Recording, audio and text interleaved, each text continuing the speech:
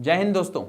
अखबार में लगातार खबर छप रही है नई बीमारियों के बारे में, और ये बीमारियां बिल्कुल यूनिक प्रकार की बीमारियां हैं जो बच्चों को हो रही हैं। ऐसी बीमारियां कभी नहीं देखी गई, और ये बीमारियां दोस्तों हो रही हैं because of the air pollution in Delhi. अब ये बीमारियां सिर्फ फेफड़ों तक सीमित नहीं है, बल्कि सेल्यूलर लेवल पर जा रही हैं, इम्यूनिटी को डैमेज कर रही हैं।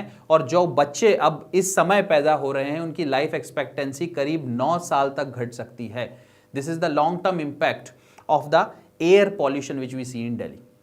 दोस्तों ये सिर्फ दिल्ली तक लागू नहीं है, ये बातें पूरे हिंदुस्तान पर लागू होती हैं, क्योंकि दिल्ली अकेला ऐसा शहर नहीं है जहां पर एयर पॉल्यूशन हो रहा है। एयर पॉल्यूशन भारत की मेजॉरिटी ऑफ द सिटीज में देखने को मिलता है।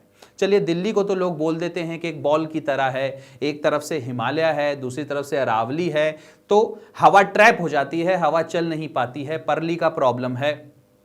बट मुंबई का क्या कहेंगे, वहां तो एयर सर्कुलेशन बहुत अच्छा है, but despite of that air quality index severe level पर पहुंच चुका है। तो दोस्तों ये एक नेशन वाइड प्रॉब्लम हो चुकी है, और कुछ ना कुछ इसमें करना बहुत ज्यादा जरूरी हो गया है। साथ ही साथ में एक और देश है जिसके मॉडल को हम आज इस वीडियो में स्टडी करने की कोशिश करेंगे, और वो देश है चाइना। चाइना में, बीजिंग में इसी तरह का पॉल्यूशन हुआ करता था जैसा कि आज हमको देखने को मिल रहा है दिल्ली में। बट 10 साल की मेहनत के बाद वहां पे जो एयर क्वालिटी इंडेक्स 101 के ऊपर था वो अब 30 के नीचे आ गया है। एयर क्वालिटी इंडेक्स बहुत अच्छा हो गया है और करीब 89% तक पॉल्यूशन में डिक्रीज है। तो दोस्तों चाइना ने क्या ऐसा करा, क्या मॉडल अपनाया, क्या लॉन्ग टर्म सॉल्यूशंस लिए, उसके बारे में भी हम इसमें जानेंगे। ये AQI वर्ड ये बार बार यूज होता है, एयर क्वालिटी इंडेक्स, ये क्या होता है, इसके मेथड्स क्या होते हैं, कंपोनेंट्स क्या होते हैं, इसके बारे में भी हम इस वीडियो में जानेंगे। और दिल्ली में जो एयर पॉल्यूशन है उसके सबसे बड़े फैक्टर्स क्या हैं दोस्तों, वह जानना भी आप लोगों के लिए बहुत ज्यादा जरूरी है। किस तरह से पॉपुलेशन इंक्रीज, पॉपुलेशन डेंसिटी और इंक्रीज्ड नंबर ऑफ व्हीकल्स ने दिल्ली का पॉल्यूशन बढ़ाया है, यह भी आपको इस वीडियो में जानने को मिलेगा। तो बने रहिए मेरे साथ। मेरा नाम है Mayank Bhardwaj. Welcome to Shriram's IAS YouTube channel, and let's start our discussion. But दोस्तों, before I start, I would like to tell you about the free 1-to-1 mentorship of श्रीराम्स IAS। अगर आप UPSC की प्रिपरेशन कर रहे हैं और आपको किसी भी प्रकार का डाउट है अपनी प्रिपरेशन में, तो आप आके हमारे एक्सपर्ट मेंटोर्स से मिल सकते हैं। The only thing which you have to do is to go to the description of this video, fill the form, and we are going to approach you। तो दोस्तों देखते हैं केस स्टडी के किस तरह से चाइना ने अपने देश में काम करा, किस तरह से पॉलिटिकल विल का यूज करके चाइना ने अपनी पॉल्यूटेड सिटीज को बहुत ज्यादा साफ सुथरा बना दिया compare to what is happening here in India. तो दोस्तों ये कुछ तस्वीर हैं, और ये तस्वीर कोई नई नहीं होंगी आपके लिए। आप लगातार ऐसे मंजर अपने घर से बाहर निकलते से ही देख रहे होंगे। आज या कल की ही तस्वीर है ये। आप देखिए रोड पर कितना ज्यादा धुंध है, स्मोक, हेज, ये सब कुछ है मिलाकर।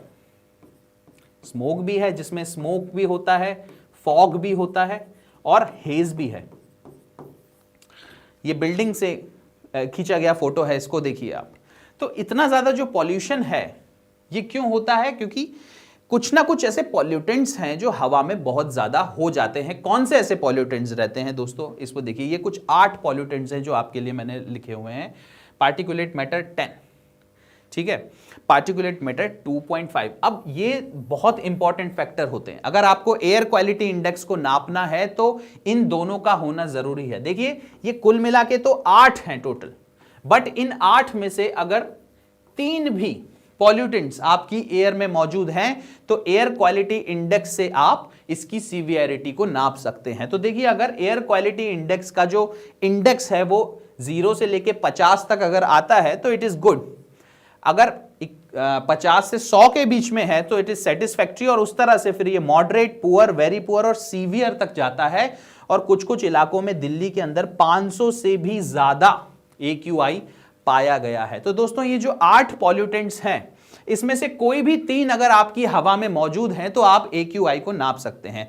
उन 3 में से पार्टिकुलेट मैटर 10 और पार्टिकुलेट मैटर 2.5, इन दोनों का होना जरूरी है। इन दोनों में से कोई एक भी हो तो चलेगा।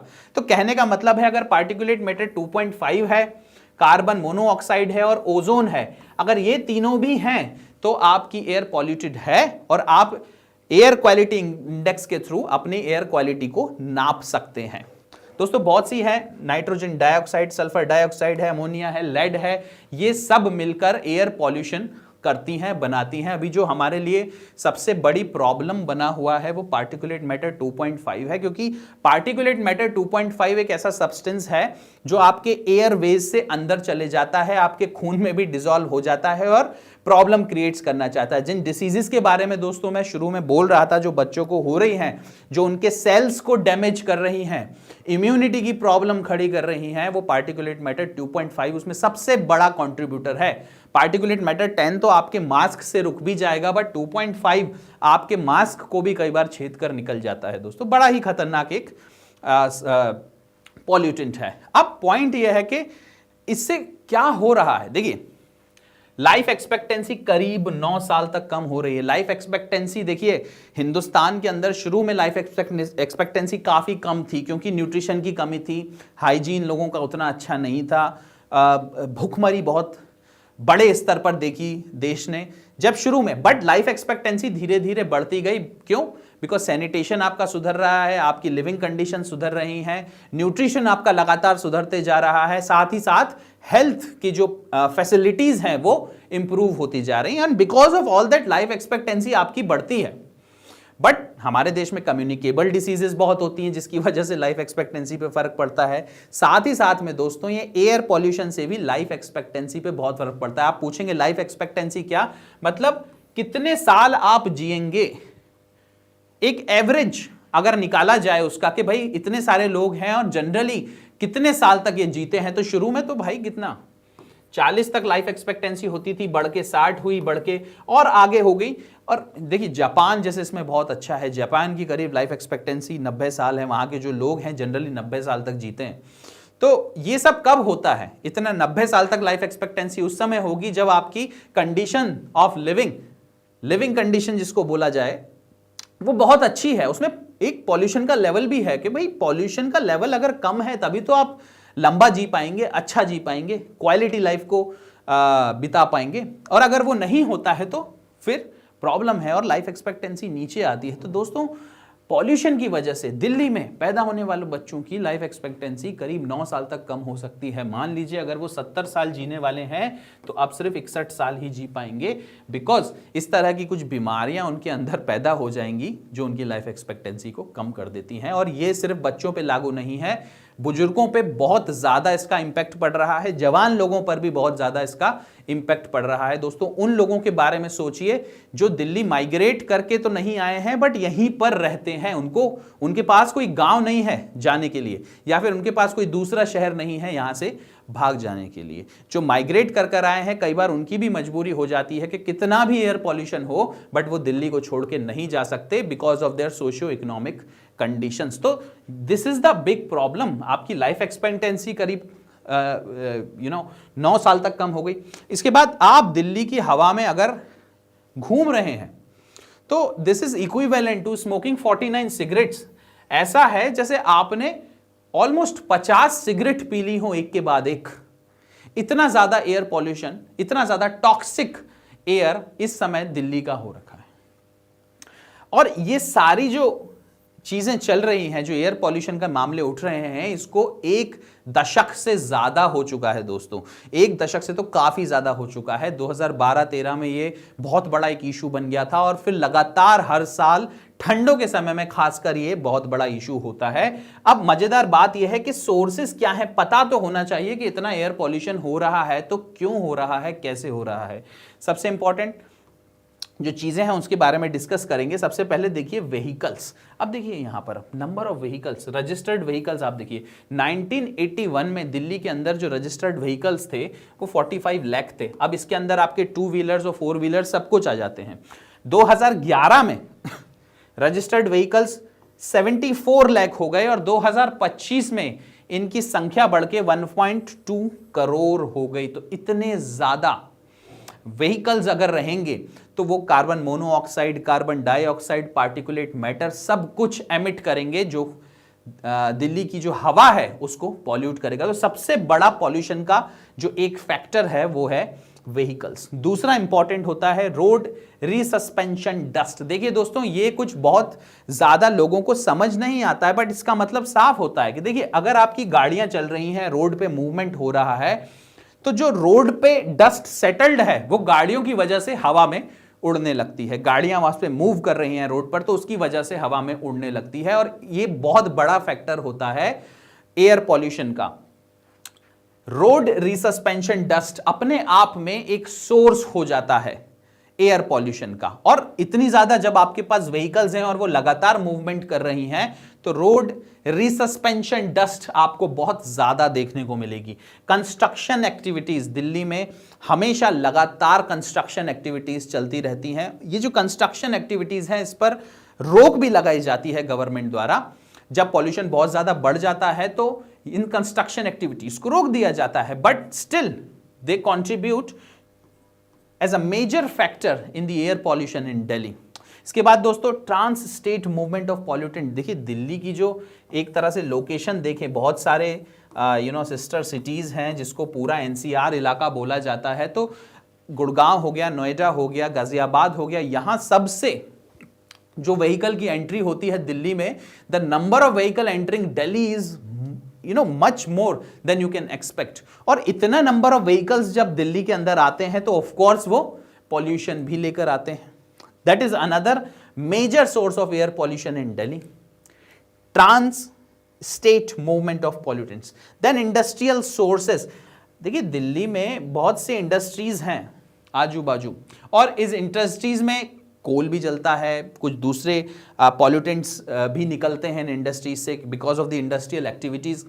उस वजह से जो पॉल्यूशन होता है, that is also a major contributor in the pollution in Delhi. दोस्तों, ये सारे के सारे मेजर कॉन्ट्रीब्यूटर हैं। और लास्ट में आता है थर्मल पावर स्टेशन। एक राजघाट वाला थर्मल पावर स्टेशन है, और एक और है। करीब 2 मेजर पावर स्टेशंस हैं दिल्ली में। जब पॉल्यूशन होता है तो सुप्रीम कोर्ट द्वारा या गवर्नमेंट द्वारा इन थर्मल पावर प्लांट्स पर भी रोक लगा दी जाती है, but to a great extent ये भी काम नहीं करती है और दिल्ली में पॉल्यूशन बना रहता है। अब आती है एयर मूवमेंट की बात, क्योंकि दिल्ली में ठंडों के समय में एयर मूव नहीं हो पाती है दोस्तों। एक तरफ से तो हिमालय है, दूसरी तरफ से अरावली है साउथ वेस्ट में और नॉर्थ में, जिसकी वजह से दिल्ली में जो एयर है वो ट्रैप्ड रह जाती है और उसका मूवमेंट नहीं हो पाता है। मूवमेंट ना होने की वजह से जो पराली जलाई जा रही है पंजाब में या हरियाणा में, वो बह के दिल्ली की तरफ तो आ जाती है, बट दिल्ली पर वो बनी रहती है, वहां से वो आगे नहीं निकल पाती है।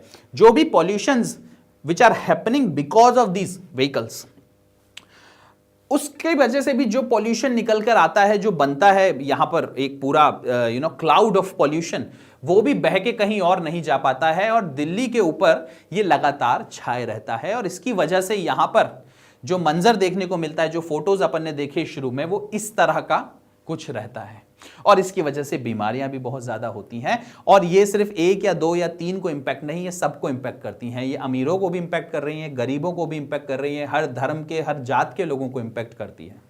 तो दोस्तों, इसको बोला जा सकता है एक नेशनल हैजार्ड। इसको बोला जाता है कि हर एक सिटी के अंदर जब इस तरह की पॉल्यूशन की समस्याएं भारत में हो रही हैं, तो इसको कुछ ना कुछ लॉन्ग टर्म सॉल्यूशन करना पड़ेगा, सोचना पड़ेगा। और leader of opposition in the Lok Sabha, उन्होंने अभी गवर्नमेंट के सामने प्रस्ताव रखा, गवर्नमेंट ने उसको एक्सेप्ट भी करा that they are going to debate और they are going to deliberate and discuss this problem of pollution in India, not only for Delhi but for whole of India. ठीक है, हर एक शहर में ये बड़ी बड़ी प्रॉब्लम हो रही है। छोटे छोटे जो डिस्ट्रिक्ट हैं दोस्तों, इवन फॉर दैट मैटर जो जम्मू में राजौरी है और बारामूला, वहां पे भी पॉल्यूशन बहुत ज़्यादा बड़ा हुआ है। AQI का लेवल काफ़ी ज़्यादा है, और ये आपको हर जगह अक्रॉस ऑल द स्टेट्स ये सब देखने को मिल जाएगा। एयर सर्कुलेशन अच्छा है, जैसे मैंने मुंबई का एग्जांपल दिया, उसके बावजूद भी वहां पर लगातार एयर पॉल्यूशन देखने को मिलता है। Same is true for Delhi, but यहां पर एक बात यह है कि एयर मूवमेंट उतना ज़्यादा ना होने की वजह से ये सारा पॉल्यूशन एक जगह पर फंसा रहता है।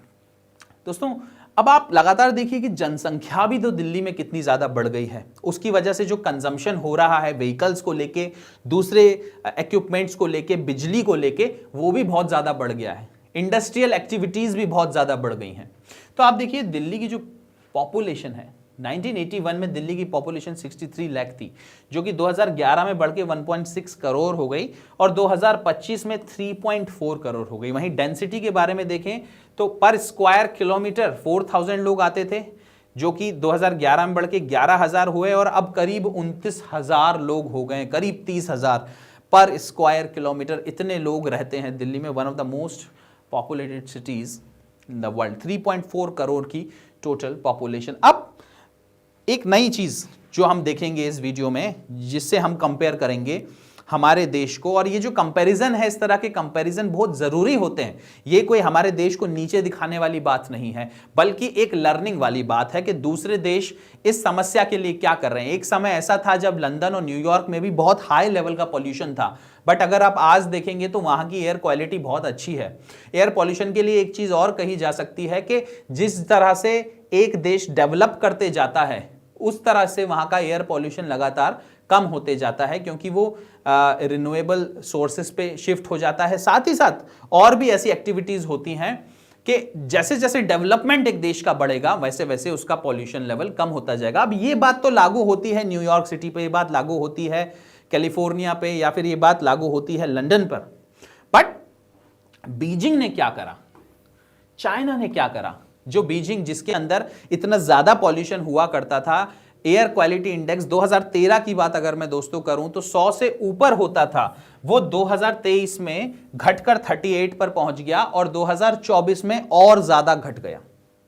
10 साल के अंदर बीजिंग ने ऐसा क्या कर दिया, ये देखने लायक है, ये सीखने लायक है। देखिए दोस्तों, जहां 2014 में आप ये पाएंगे करीब 100 के करीब, वहीं पे ये घटकर 2022 में या 23 में 38 के आसपास आ गया था और उससे नीचे हो गया था। तो ये जो गिरावट हुई है, ये लगातार ये जो गिरावट आपको देखने को मिली है, ये क्यों हुई है? Because of several things which China has done. सबसे पहले तो car centric to sustainability model. हम अपने व्हीकल्स की बात कर रहे हैं, जो रजिस्टर्ड व्हीकल्स हैं दिल्ली में वो बहुत ज्यादा बढ़ गए हैं। जो ट्रांस स्टेट मूवमेंट होता है दिल्ली के अंदर वो बहुत ज्यादा है। देखिए, चाइना के बीजिंग में भी ये सब होता था, तो उन्होंने कार सेंट्रिक से हटकर एक सस्टेनेबिलिटी मॉडल बनाया और उस सस्टेनेबिलिटी मॉडल में क्या करा, पब्लिक ट्रांसपोर्ट को बहुत ज्यादा फैला दिया। देखिए दोस्तों, अब बात तो हमारे देश में भी ये होती है कि पब्लिक ट्रांसपोर्ट को फैलाया जाए, बट उसके लिए कोई कॉन्क्रीट कदम उठाए नहीं जाते।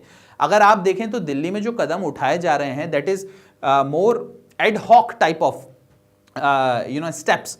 जैसे आप देखें, स्प्रिंकलर्स लगा दिए गए हैं। अब स्प्रिंकलर्स से कितना आप पॉल्यूशन कम कर पाएंगे?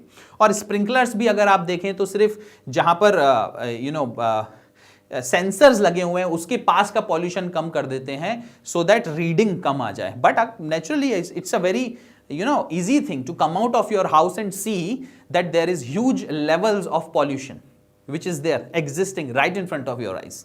और जो दिल्ली में जैसे और भी दूसरे स्टेप्स होते हैं, ग्रैप होता है, कंस्ट्रक्शन एक्टिविटीज बंद हो जाती हैं, या फिर थर्मल पावर प्लांट को बंद कर देते हैं, बिजली दूसरे जगह से आने लगती है। ये जो सारी एक्टिविटीज हैं, ये कोई परमानेंट सॉल्यूशन नहीं है। परमानेंट सॉल्यूशन लाने के लिए हमको कुछ दूसरे स्टेप्स करना पड़ेंगे। बीजिंग ने क्या करा उसको समझते हैं। तो सस्टेनेबिलिटी मॉडल बनाने के लिए सबसे इंपॉर्टेंट चीज है पब्लिक ट्रांसपोर्ट। तो इन्होंने क्या करा, अर्बन रेल नेटवर्क को एक्सपैंड कर दिया। अब लगातार हम देख रहे हैं कि दिल्ली मेट्रो भी एक्सपैंड होती जा रही है, पूरे एनसीआर रीजन में फैल गई है। नोएडा छोड़िए, आप मेरठ तक दिल्ली मेट्रो जाने लगी है। तो ये काम हम भी कर रहे हैं, चाइना ने भी ये करा, ठीक है। और क्या काम करे चाइना ने? न्यू एमिशन जोन्स बना दी। अब ये न्यू एमिशन जोन में क्या होता था, यहां पे सिर्फ लो पॉल्यूशन व्हीकल्स ही जा सकते हैं। इलेक्ट्रिक व्हीकल या हाइब्रिड व्हीकल हैं, सिर्फ यही जा पाएंगे और दूसरे हाई पॉल्यूशन व्हीकल यहां पर नहीं जा सकते हैं। They have created the new emission zones. इस तरह से हो सकता है कि जो ज्यादा पॉल्यूटेंट जगहें हैं दिल्ली के अंदर, वहां पे भी न्यू एमिशन जोन्स बना दिए जाएं कि वहां पर जो गाड़ियां एंटर करेंगी, जो भी व्हीकल एंटर करेंगे, वो ज्यादा पॉल्यूशन फैलाने वाली नहीं होंगी, डीजल और पेट्रोल की गाड़ियां ना होंगी, इलेक्ट्रिक व्हीकल्स ही सिर्फ होंगी। इस तरह के कुछ ना कुछ बदलाव लाना बहुत ज्यादा जरूरी है और इसमें सिर्फ गवर्नमेंट अकेला कुछ नहीं कर पाएगी, सिर्फ पॉलिटिकल विल ही होना जरूरी नहीं है, पब्लिक पार्टिसिपेशन भी बहुत ज्यादा लगेगा। देखिए, पब्लिक रोड पर तो आई, प्रोटेस्ट करने के लिए गवर्नमेंट के अगेंस्ट के, इतना ज्यादा हमारी तो राइट टू लाइफ आर्टिकल 21 खतरे में आ रहा है, इतना ज्यादा पॉल्यूशन आ रहा है। बट जब न्यू एमिशन जोन्स बनाए जाएंगे और जब लोगों को रिस्ट्रिक्ट करा जाएगा किसी एरिया में एंटर करने से, तो कितना लोग कोऑपरेट करते हैं इस चीज को भी देखना होगा, क्योंकि लोग जनरली जब उन पे किसी प्रकार की रिस्ट्रिक्शन लगाई जाती हैं तो वो उसको अपोज करने लगते हैं। Without the participation of the public, Delhi की हवा या फिर पूरे देश में जो मेजर सिटीज हैं जहां पॉल्यूशन हो रहा है उनकी हवा को साफ नहीं किया जा सकता। It is not only the government who can do something, it is also the people who have to come forward and participate. अगली चीज, incentivise electric and hybrid cars. ये देखिए अब इंडिया में भी हो रहा है, पर अभी भी आप देखेंगे कि जो इलेक्ट्रिक व्हीकल्स हैं इनके रेट्स बहुत ज़्यादा होते हैं, तो किसी प्रकार का इंसेंटिवाइज होना एक बहुत इंपॉर्टेंट काम होगा। जैसे सोलार एनर्जी को इंसेंटिवाइज करती है गवर्नमेंट, अब लगभग हर स्टेट के अंदर अगर आप देखेंगे तो सोलार एनर्जी, जो सोलार पैनल्स होते हैं उसके ऊपर गवर्नमेंट सब्सिडी देती है। तो इसी तरह से अगर हाइब्रिड या इलेक्ट्रिक व्हीकल पे इस तरह की सब्सिडीज मिले और बढ़ने लगे तो बहुत ज्यादा इस पर फर्क पड़ने वाला है। State of the art air quality monitoring system, अब ये जो मॉनिटरिंग सिस्टम था ये सैटेलाइट और लेजर रडार दोनों से, क्योंकि पता तो चले कि पॉल्यूशन हो कहां रहा है, किस वजह से हो रहा है, तभी तो आप उसका सॉल्यूशन ढूंढ पाएंगे। तो सबसे पहले पता करने के लिए बीजिंग ने क्या करा, state of the art air quality monitoring systems लगाए, साथ ही साथ strict regulation on factories, coal dependence reduced. उसके बाद ड्राइविंग बैन्स वर देयर, जैसे हमारे इधर भी ऑड इवन चला था। ठीक है दोस्तों, ऑड इवन में क्या होता था, एक दिन सिर्फ ऑड नंबर की गाड़ियां अलाउड हैं और दूसरे दिन इवन नंबर की गाड़ियां अलाउड हैं। ये सब से काफी ज्यादा फर्क पड़ता था डेफिनेटली। उसके बाद लाइसेंस प्लेट लॉटरीज दी गई। स्क्रैपिंग ओल्ड व्हीकल, जो ओल्ड व्हीकल होते हैं वो बहुत ज्यादा पॉल्यूशन करते हैं, उनको स्क्रैप कर दिया गया। एफॉरेस्टेशन प्रोजेक्ट, खास करके इनके नदर्न बॉर्डर पे, चाइना के नदर्न बॉर्डर पे अगर आपने एफॉरेस्टेशन कर दिया, इसका मतलब है नॉर्थ से आने वाली जो डस्ट है वो रुक जाएगी। तो दोस्तों ये कुछ मेजर्स हैं जो कि चाइना ने लिए थे अपने एयर पॉल्यूशन को साफ करने के लिए, खास करके बीजिंग सिटी में। अब दोस्तों बात आती है कि जब आप ये सब देख रहे हैं तो आप पाएंगे कि ये सब तो भारत में भी हो रहा है, बट 10 साल के अंदर 2013 से 2023 के बीच में चाइना ने अपनी एयर क्वालिटी को बहुत ज्यादा सुधार लिया। ये सेम इनिशिएटिव्स अपना के, अब ये सेम इनिशिएटिव्स जो भारत में भी देखने को मिलते हैं और एक दशक से ज्यादा हो चुका है, यहां का एयर क्वालिटी क्यों नहीं सुधर रहा है।